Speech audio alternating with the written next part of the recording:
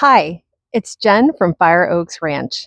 So, in the last video, I talked about the importance of testing for mites and actually how to test it using this cup and basket method because I'm going to do an alcohol wash. And as promised, I said I'd do a future video on how to get these bees into this bucket, roughly 200 to 300 bees total. You can't place them by hand, you can't brush them.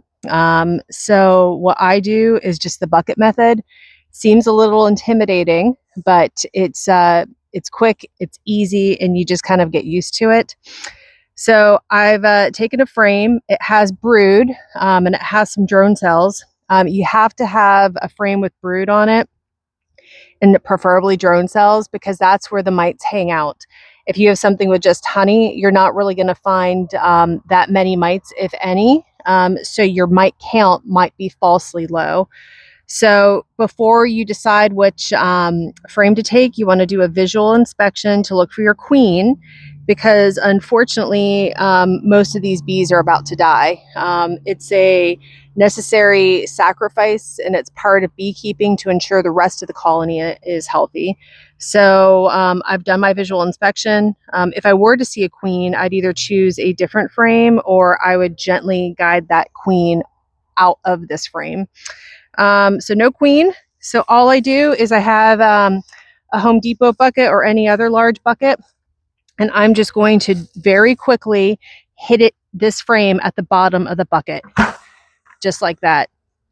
Bees will get agitated. You just knock them off. I'm going to shake them all to the bottom. I'm going to scoop a bucket worth, you can see, and I just drop it right into my alcohol. I want to screw it on quickly, and then I'm going to give it a little shake.